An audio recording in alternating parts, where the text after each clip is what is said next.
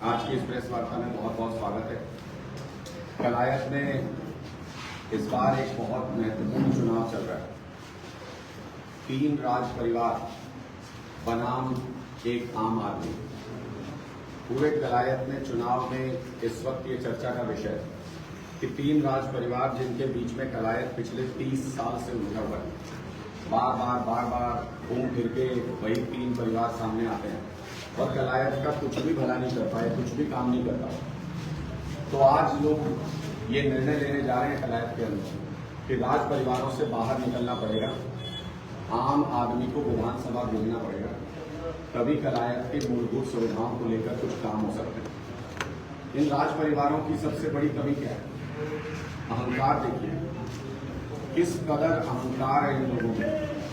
सबसे पहले कमलेश जी से, जिनसे सारा कलायत नाराज था, जिनसे कलायत के लोग नाराज थे कि 5 साल तक इन्होंने किसी का सम्मान नहीं किया, किसी के काम नहीं कराए, लेकिन फिर भी बीजेपी ने जले पे नमक छिड़कते हुए उन्हीं को दोबारा टिकट दे दी। ये अहंकार नहीं है तो क्या है कि जनता की नहीं सुनेंगे हम, जो हमारे मन में होगा वो करेंगे। दूसरे जयप्रकाश जी खुद सांसद हैं, कलायत के लिए टिकट दिलाने की बारी आई तो इतने कार्यकर्ता धक्के खा रहे हैं, मेहनत कर रहे हैं, उनको टिकट दिलाने की बजाय घूम फिर के अपना बेटा ही याद आया।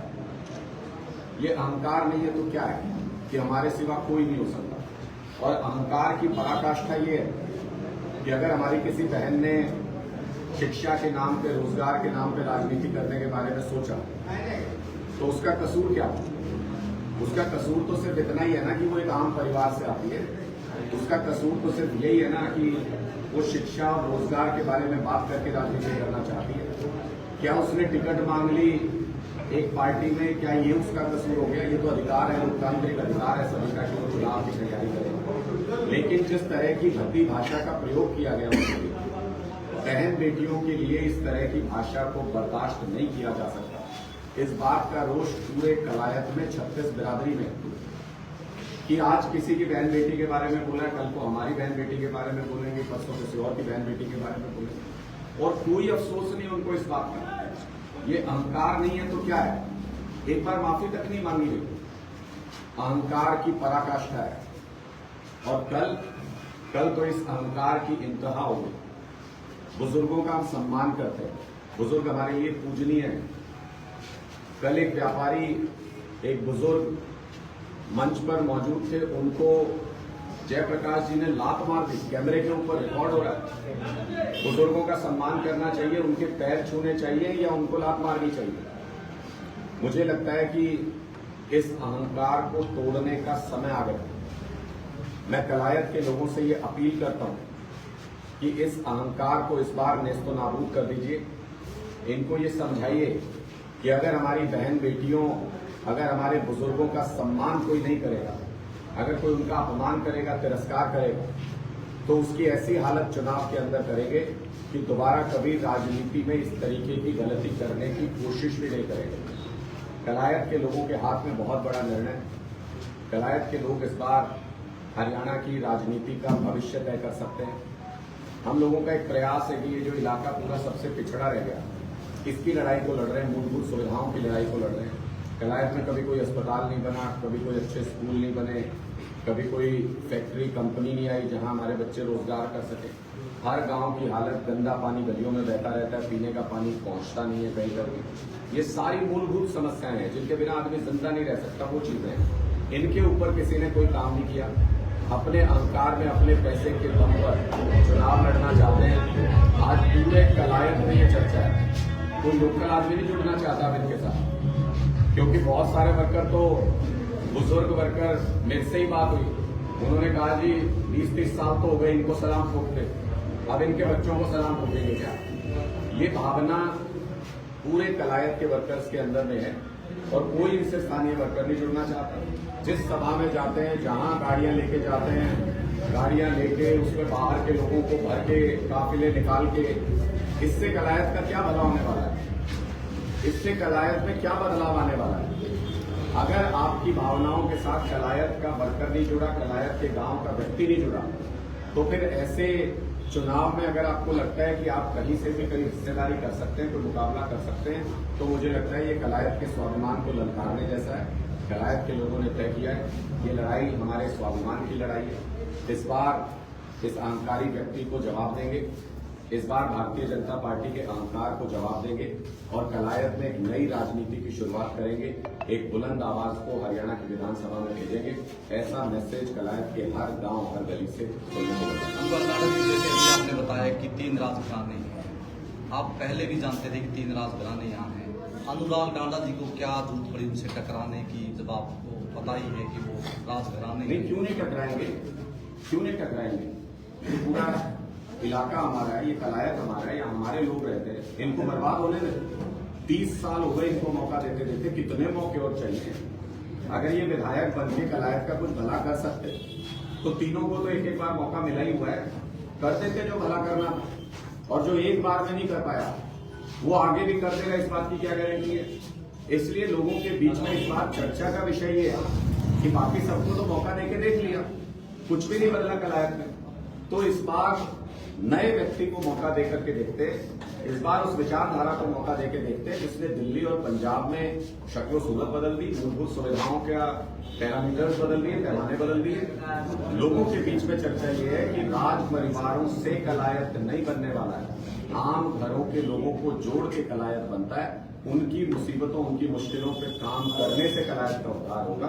ये अब लोगों के बीच में चर्चा है और मैं भी उनके बीच में वादा करके आता हूँ हर जगह पे कि 24 घंटे 5 साल आपके बीच में उपलब्ध रहूंगा, तभी काम हो पाएंगे कलायत के लोगों के। ऐसे काम नहीं हो पाएंगे कि यहाँ से वोट लिया सीधे दिल्ली, यहाँ से वोट लिया सीधे चंडीगढ़, यहाँ से वोट लिया सीधे हिसार।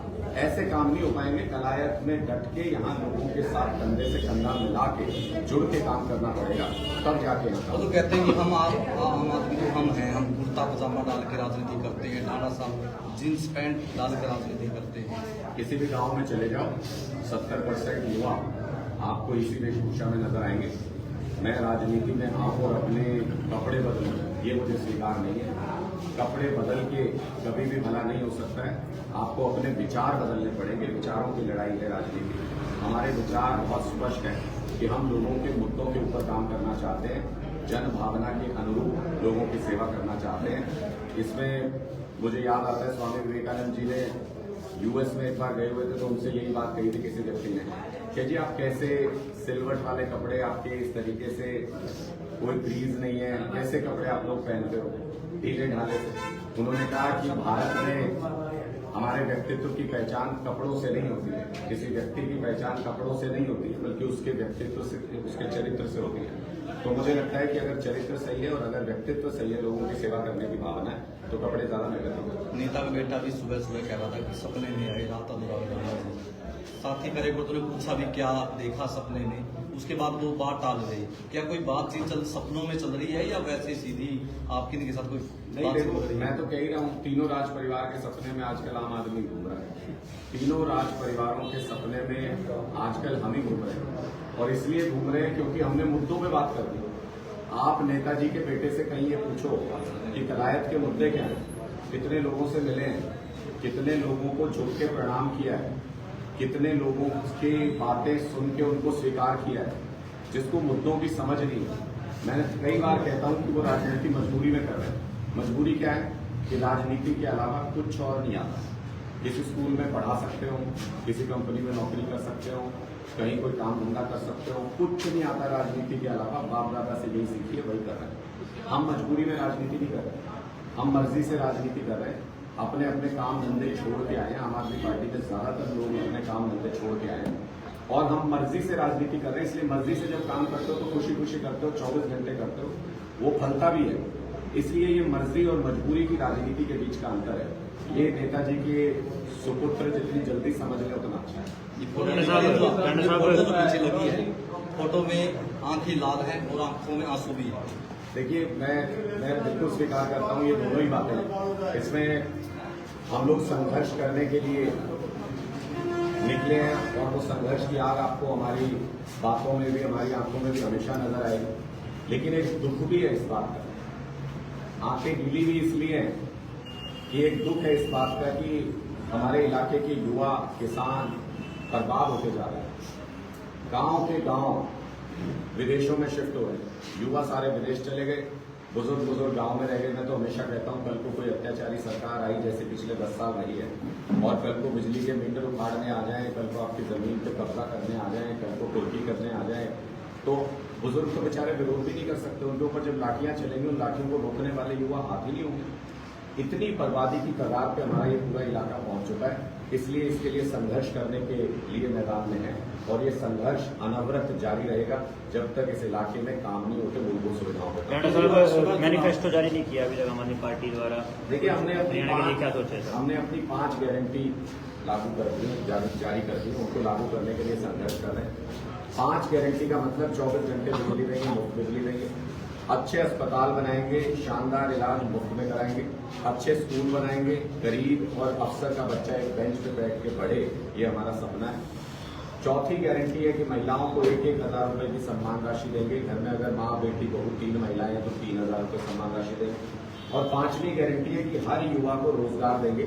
जैसे दिल्ली में 12 लाख नौकरियां दी हमने अपनी सरकार में और पंजाब में 4 लाख नौकरी अब तक उपलब्ध करा चुके युवाओं के लिए।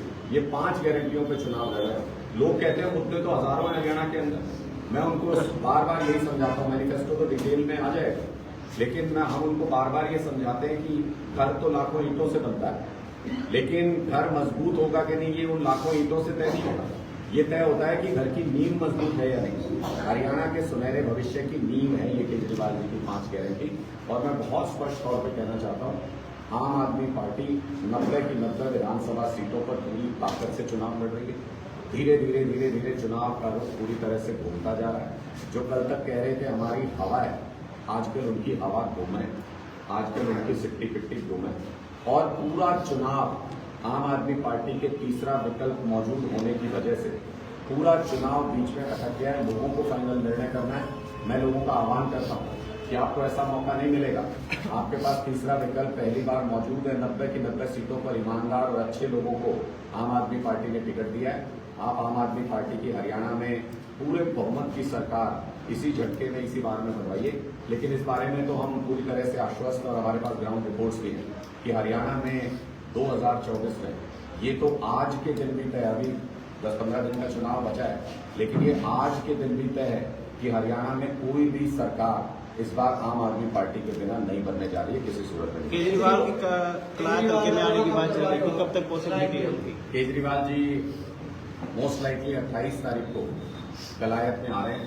28 तारीख को यहाँ पर लोगों से अपील करने के लिए, लोगों से मिलने के लिए अरविंद केजरीवाल जी पहुंचेंगे। इसके अलावा संजय सिंह जी के, मनीष सिसोदिया जी के, भगवंत मान जी के भी अभी कार्यक्रम बाकी है। हमें पूरी उम्मीद है कि लोग पूरी ताकत के साथ पूरा आशीर्वाद देकर इस बार कलायत पे हमें समर्थन देंगे।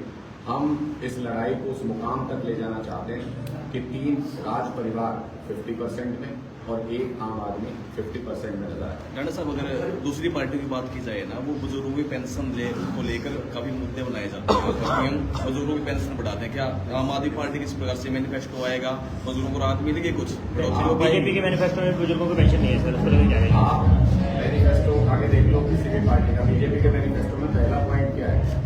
2000 पेंशन महिलाओं की। किसको दे रहे हैं 2000 महिलाओं को? 10 साल तक हमने आप पकड़ रखे थे उनके, या हमने बीजेपी वालों को पीछे खींच रखा था कि देना मत बिल्कुल भी। 10 साल थे बीजेपी के पास करने के लिए। उनके मैनिफेस्टो के कोई मायने नहीं है, उनके मैनिफेस्टो का कोई मतलब नहीं है। वो सिर्फ रद्दी का एक टुकड़ा है। अगर उनको कुछ भी करना होता 10 साल का उनको मौका मिला था, वो कर सकते थे। कांग्रेस का मैनिफेस्टो पूरी तरह से, कांग्रेस की गारंटी कह लीजिए, पॉइंट्स कह लीजिए, मैनिफेस्टो कह लीजिए, वो पूरी तरह से आम आदमी पार्टी का कॉपी पेस्ट है। लोग चर्चा कर रहे हैं गांव-गांव में कि अगर हमको यही बातें करवानी है, अगर हमको यही गारंटी करानी है, तो फिर हम मूल कॉपी नहीं लेंगे, हम फोटो कॉपी क्यों लेंगे? जब आपके पास असली मौजूद है तो आप फोटो कॉपी क्यों लेंगे? इसलिए अब धीरे धीरे लोगों के मन में ये विचार आ रहा है कि जैसे दिल्ली और पंजाब बदल गए, वैसे ही 2024 में ही हमको मौका मिल गया है कि हम हरियाणा में भी राजनीति की दिशा। डॉक्टर साहब, यही बात पूछ रहा था, 2024 के अंदर आम आदमी पार्टी को मौका मिलता है ना, तो बुजुर्गों की पेंशन बढ़ाई जाएगी? फिर निश्चित तौर पर बढ़ाएंगे। हम अपने गारंटीज और मैनिफेस्टो में जो बातें कहते हैं, हमने दिल्ली में भी उससे कहीं ज्यादा किया। पंजाब में भी बहुत सी बातें ऐसी हैं जो हमने कहीं भी नहीं की, उससे कहीं ज्यादा की है। हम इनकी तरह नहीं बनना चाहते कि 5100 पेंशन देंगे और कहाँ तक पहुंचे आप देख लीजिए। हम इनकी तरह नहीं बनना चाहते जो इस बार भी कह रहे हैं 7-8 हज़ार भी कह रहे हैं। ये सब झूठ के पुलिंदे हैं, ये सब झूठे लोग हैं, ये कुछ भी कह सकते हैं और चुनाव के बाद पलट जाएंगे। इनका इतिहास रहा है। अरविंद केजरीवाल जो गारंटी देते हैं वो पत्थर की लकीर होती है। और बुजुर्गों के लिए तो अरविंद केजरीवाल जी ने दिल्ली और पंजाब के अंदर जितना सोचा है, मतलब जो गांव में मोहल्ला क्लिनिक बनता है, गांव क्लिनिक बनता है, वो उसकी सबसे ज्यादा सेवाएं बुजुर्गों को मिलती हैं। बड़ी उम्र में आप दूर भी नहीं जा सकते इलाज कराने के लिए। अगर कोई परेशानी होती है, आपके घर के पड़ोस में आपका इलाज होता है, मुफ्त इलाज होता है। जो तीर्थ यात्रा योजना, फ्री तीर्थ यात्रा योजना हम लेके आए, उसका सबसे ज्यादा लाभ बुजुर्गों को मिलता है। मैं इस बात के पूरी तरह से हक में हूँ और आम आदमी पार्टी का भी ये विचार है कि बुजुर्गों की पेंशन ऐसी होनी चाहिए कि वो सम्मानजनक तरीके से अपनी जिंदगी जी सके। उसके लिए जो भी प्रयास किया जाना चाहिए वो हम करेंगे और पूरी ताकत से करेंगे। उसके लिए हमें इन झूठों की फौज से कंपैरिजन करने की जरूरत नहीं है। जिस दिन आम आदमी पार्टी को मौका मिला, बुजुर्गों को सारी मूलभूत सुविधाएं भी मुफ्त में मिलेंगी और उनको सम्मानजनक पेंशन मिलेगी। ऐसा सुनने में आ रहा आपने है कहा कि हर घर में रोजगार देंगे, लेकिन पद तो सिर्फ 2 लाख खाली हैं। देखिए 2 लाख सरकारी नौकरी खाली जी। है। पंजाब में हमने पिछले 2 साल में 50,000 सरकारी नौकरी दी है, लेकिन 3.5 लाख प्राइवेट नौकरी दी है, 4 लाख नौकरी। दिल्ली के अंदर हमने करीब 2 लाख सरकारी नौकरियों के साथ 10 लाख प्राइवेट रोजगार पैदा किए। मैं तो कई बार कहता हूँ पर हमारे अंदर कांटे थोड़ी लगे हैं। कलायत में यहाँ कोई फैक्ट्री नहीं हो सकती क्या? यहाँ कोई कंपनी नहीं आ सकती क्या बड़ी? यहाँ कोई बड़ा प्रोजेक्ट नहीं आ सकता क्या? किसी ने सोचा ही नहीं कभी। हमारे बच्चे उसमें रोजगार कर सकते हैं। कोई बड़ा बिजनेस अगर इधर आए तो हमारे बच्चे उसमें रोजगार कर सकते हैं। इन्होंने कभी सोचा ही नहीं, कि सोच जाती नहीं वहाँ।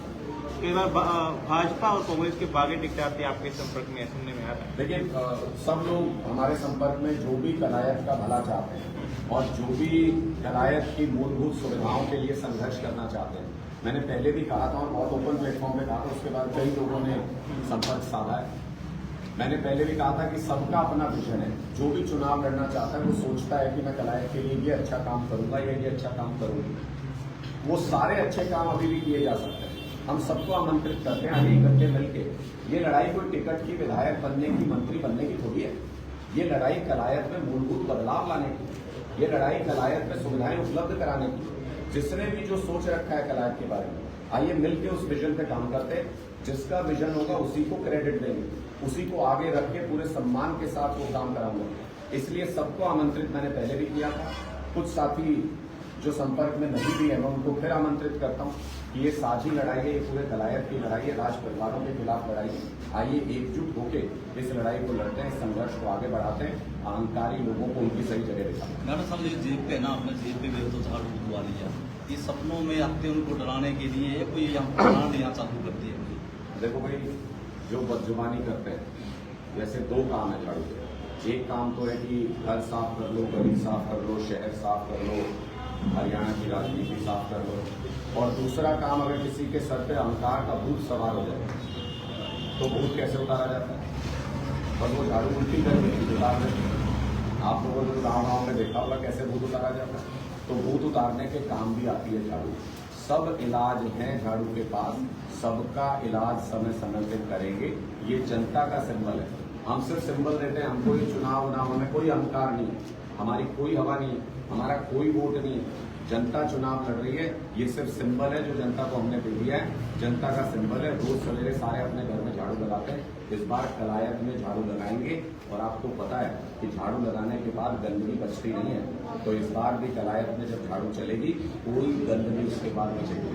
डॉक्टर साहब, बूथ किसका उतारोगे? आपने बहुत सी कमियां बताई हैं, तो लोकसभा चुनाव के दौरान ये कमियां क्यों नहीं, जिसकी जो कमियां थी वो पूरी तरह से उनको अपने साथ रखते हैं। ये व्यक्तिगत मामला, उनके व्यक्तित्व का मामला। हम लोगों का अगर किसी प्रकार का कोई गठबंधन था तो विचारधारा से गठबंधन था। हमने थोड़ी उससे कोई दोस्ती कर ली, उससे कोई हमारे कोई सगाट हो गए। निश्चित तौर पे विचारधाराओं के बीच में इस बात को लेकर के सहमति बनी थी कि देश को बर्बाद करने वाली जो विचारधारा है भारतीय जनता पार्टी, उसको खत्म करना, उसको हटाना। और हम कामयाब रहे, बैसाखियां पकड़ा दी उनके हाथ में। ज्यादा तेज चलने का प्रयास करेंगे मोदी जी, औहदे को गिरेंगे। कल तक तो सब ठीक ठाक था, कि भूत प्रेत छोड़ दिया मैंने आगे। नहीं, मैंने कहा भूत प्रेत छोड़े। मैंने तो स्पष्ट तौर पर ये कहा है कि निर्णय लोगों को करना है। कोई अगर अहंकारी हो जाए, जनता से ही वोट मांगते हैं, पहले सर झुका के जनता से वोट मांगते हैं। और अब तो सर भी नहीं झुकाते, मतलब पहले तो झुकाते थे सर, फिर पूछते भी थे, एक तो धक्का मार के तो देना पड़ेगा, क्यों देना पड़ेगा भाई, तब तक वोट के कर दिया ऐसा, तब तक वोट देना पड़ेगा। तो जो अहंकार से डूबे हुए लोग हैं, अहंकार में भरे हुए लोग हैं, उनको सही जगह हमेशा जनता दिखाती है। बादल परिवार में या चन्नी मुख्यमंत्री होते हुए हार गए, अमरिंदर सिंह मुख्यमंत्री थे वो हार गए, सिद्धू साहब अपने आप को बड़ा नेता समझते थे वो हार गए। कोई ये निर्णय जनता को करना होता है। कोई अगर ये सोचता है कि उसको कोई हरा नहीं सकता तो उसको जनता की तरफ एक बार मुंह करके देख लेना चाहिए। हर गांव से बड़े बड़े मजबूत इनके कार्यकर्ता खिसक रहे हैं। घरों की छतों पे जाके देखिए, घरों की छतों पे झंडे बदल रहे हैं, इसलिए सुध लीजिए, अपने अहंकार से लीजिए। उद्योगपति हैं जो राजनीति में आ रहे हैं, आपको नहीं लगता कहीं ना कहीं देश की सेवा करने के उद्देश्य से राजनीति में आ रहे हैं? नहीं, देखिए सबको सब स्वीकार्य है राजनीति में। अगर आप अपना काम छोड़ के आते हैं तो क्यों नहीं आ सकते? आप अपना काम छोड़ के आइए, जनसेवा के लिए आइए, क्यों नहीं आ सकते? लेकिन अगर आप राजनीति में आके बिजनेस करना चाहते हैं तो खतरनाक है। मैं वही कह रहा हूँ, अगर आप राजनीति और उद्योग साथ साथ करते हैं तो वो तो क्लैश ऑफ इंटरेस्ट है, वो तो कहीं ना कहीं आप राजनीति का इस्तेमाल करेंगे अपने उद्योग को बढ़ाने के लिए। लेकिन अगर आप अपना काम धंधा, अपना बिजनेस छोड़ के राजनीति में आते हैं तो वो आपका बलिदान है। आप जनता के बीच में आइए, उनका मैंडेट लीजिए, सेवा कीजिए। हरियाणा में मुख्यमंत्री की दावेदार मुझे तो कोई दावेदार नजर नहीं आता हरियाणा के अंदर आज के दिन में। आम आदमी पार्टी से पूछ रहे हैं। आम आदमी पार्टी से पूछ रहे हैं। मैं हमारी कोई इच्छा है ना मंत्री बनने की, ना मुख्यमंत्री। आपने कहा कि कल ऐसे चलेगी राजनीति हरियाणा की, आपने कहा कि कल ऐसे चलेगी राजनीति, इशारे कर रहे हैं सर आप। मैंने इसलिए कहा बहुत स्पष्ट तौर पे कि हरियाणा ने हमेशा अलग अलग इलाकों की सरकार रही है। हरियाणा में हमेशा अलग अलग इलाकों में सरकारें बनी, वहाँ के लोगों की सरकारें बनी और वहाँ पे सुविधाएं मिली। आज सिरसा में आप देख लीजिए यूनिवर्सिटीज है, आज आप रोहतक में देख लीजिए मेडिकल कॉलेज है, यूनिवर्सिटीज है। कलायत में, कैथल में तो कभी कुछ नहीं बना। एक पीजीआई के नाम पे कुछ लेके आए तो उससे पीजीआई हटा दिया। तो पता नहीं मुझे ये सुविधाएं तभी आती हैं जब आप अपने इलाके के लिए बुलंद आवाज पैदा करो, जब आप अपने इलाके के लिए संघर्ष करो। कलायत के अंदर इस वक्त पूरे लोगों के अंदर, हर गांव के अंदर ये चर्चा है कि हमको अपना राजनीतिक महत्व कायम करना है, हमको पूरे हरियाणा की राजनीति में अपना दम कायम करना है और कलायत के लोग इस चुनाव में इस बात के लिए संघर्ष कर रहे हैं। आज तक जो भी यहाँ से विधायक चुने गए, बनने के बाद उनको मिलने के लिए कैथल अलवाना या जीत जाना पड़ा। जब आप बन जाओगे आपको मिलने के लिए कहाँ आना पड़ेगा? देखिए, कहीं नहीं जाना पड़ेगा। मैं कलायत के लोगों से उनके गांव, उनके घर घर जाके मिलूंगा। मुझसे कई लोगों ने पूछा कि आप विधायक बन के पहला काम क्या कराओगे, तो मैंने बहुत सारे काम है वैसे तो जो जहन में है, जो लोगों की सेवा में करने हैं, लेकिन एक काम है जो मैंने सोच रखा है और मैं कैमरे पे बोल रहा हूँ, सारे अधिकारी सुन भी रहे हैं, तो सावधान रहिएगा और तैयार हो जाइएगा इस बात के लिए। जिस दिन विधायक बन के कलायत लौटूंगा उस दिन ये जो गंदा पानी बहता रहता है ना गांव की गलियों में, इसी में कुर्सी लग के अफसरों की मीटिंग होगी। जितने भी अधिकारी इसके लिए जिम्मेदार हैं वहीं कुर्सी लगा के गंदे पानी के बीच में मीटिंग होगी। अगर अफसर वहां मीटिंग नहीं कर सकते तो गांव के लोग भी गंदे पानी में नहीं रहेंगे, और अगर गांव के लोग गंदे पानी के आसपास रहने को मजबूर हैं, अफसरों की मीटिंग भी वहीं होगी। ये बात मैं सुनिश्चित करूंगा। तबादला करा के चले जाएंगे अधिकारी, काम करने वाले अधिकारियों को पूरा सम्मान मिलेगा, काम करने वाले अधिकारियों को साथ लेके चलेंगे, कलायत का उद्धार करेंगे। जिसको काम नहीं करना वो जहां मर्जी जाओ, उस यहाँ रह के भी कौन सी बड़ी बोल रहे हैं। ठीक है, शुक्रिया, थैंक यू।